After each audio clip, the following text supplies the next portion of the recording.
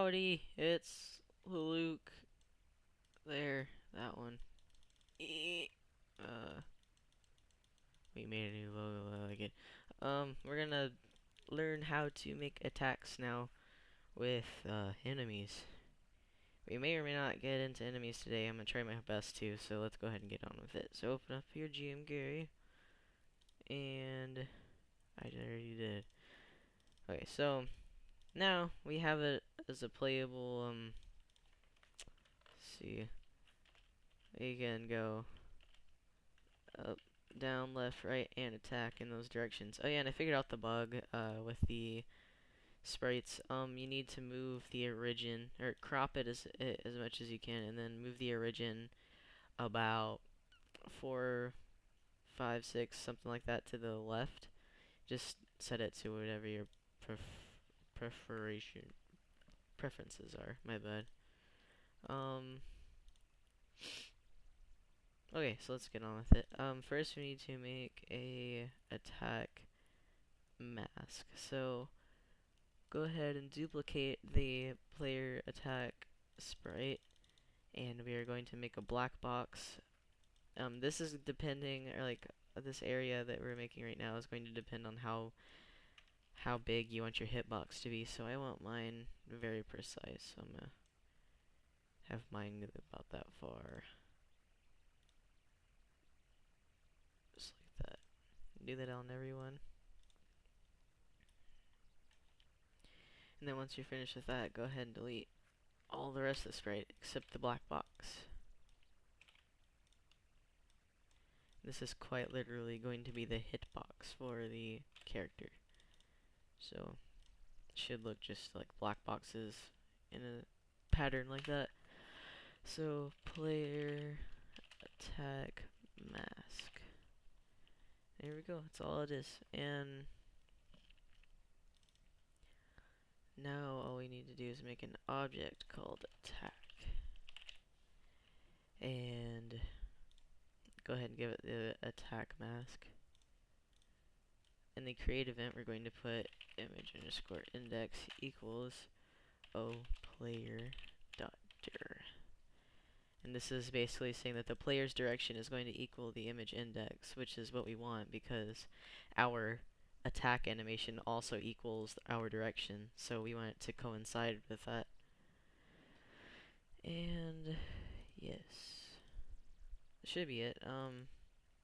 So if all goes well in our, or whenever we play it next time after we add this little piece of code, it should show up. So in our attack, so if attack and attack, or attack variable equals false, like if we are not attacking and we press the attack button, then attack will equal true, and then down at the very bottom we want to put instance underscore create create x y o attack, and this will create our attack object. And then in the alarm event for our attack variable, we're going to put instance underscore. Ooh. Okay, here's another little fun thing if you don't know this. This is a with statement. So with o attack instance underscore destroy. And what this basically does is the equivalent to other dot destroy, or instance underscore destroy. But as you can see, GameMaker does not read this as a actual function because there's a red box right here. So because you don't ever tell what the other object is, so other could be anything else, so you have to explain what that is. Well, this is basically that. So with o attack instance underscore destroy. So since this is visible, it should show up. So before you don't forget to do this, image underscore index speed equals 0. We don't want it to be like moving around in circles while we do it, so let's go ahead and test it out. Alright, so we're walking around. There we go. Little hitbox. Oops, that didn't work. Yes.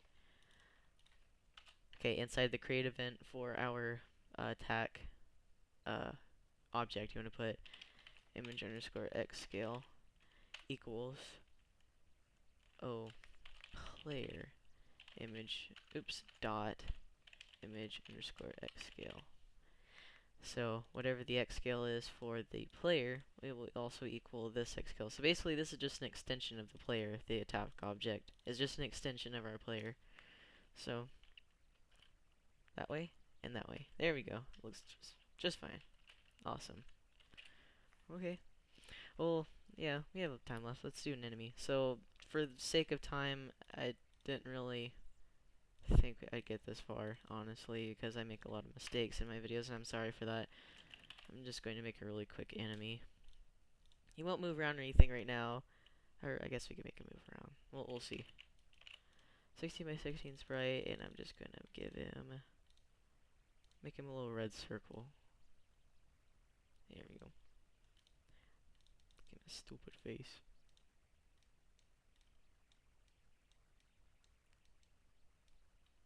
There we go. There's my enemy. He's so cute. Yeah. Could have him do that. Alright. Let's go ahead and make an enemy object. And give him the sprite.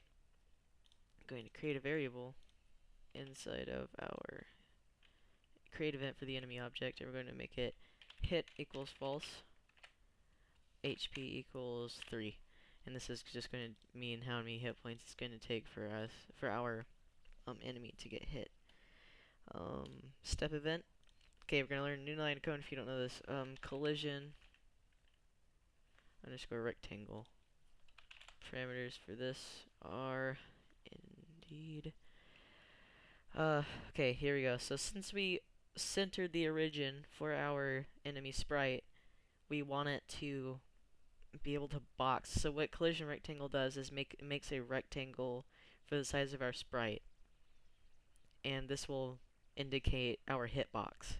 So for this in particular, sprite underscore width, because it's our x1, and x1 is going to be our top left corner. So sprite underscore width divided by 2. Y1 is going to be sprite underscore height divided by 2. Oops. Wait, don't forget this. What is going wrong? Oh, I didn't put an I. Sorry. X minus sprite underscore width. Y minus sprite underscore height. And we're just going to copy and paste this and change the minus to plus. And this is going to be the bottom right corner. So it makes a box from our coordinates that we give it. The object is going to be our attack object. And the precise, yes, we want it precise. And not me. I haven't really figured this out yet. I will change it if it needs to be changed. So, okay, if collision underscore rectangle, and at the end of collision underscore rectangle, hit equals false. Hit equals true. Alarm 0 equals. This is basically just the reload time. So like, however many times it takes for your enemy to, or how much time it takes for your enemy to like to recover from its hit. So I'm gonna do 15, which is about half a second.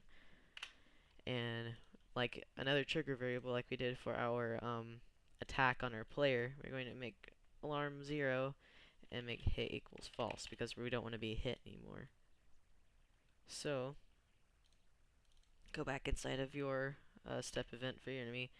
HP minus equals 1. So that means each time that our enemy gets hit, its HP will decrease by 1. And then down here, if HP is less than 0, or less than or equal to 0, sorry about that, instance underscore destroy. So it's just some basic maneuvers for the enemy. So go ahead and place your enemy just wherever inside your room.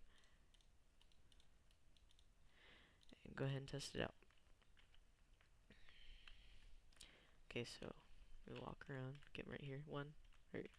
1, 2, 3. Dead. 1, 2, 3. Dead. 1, 1, 2, 3. There you go. 1, 1, 2, 3. Okay. And then to make the attack not visible, go inside of the create event for the attack object and put visible equals false. So it will still have the mask of the attack sprite, but you won't be able to see it anymore, so now it's just the sword. There you go. That's it for this episode. Hopefully that leads you to what you can do for your enemies now. If you already know some knowledge on making things move left and right in different directions, then you can just make the enemy move in random directions over time, and you can have some fun with that. Next one, we will deal with giving our player life and possibly stamina and experience. So you can make some levels in it, because, you know, RPG, role-playing game, yo. Let's do it.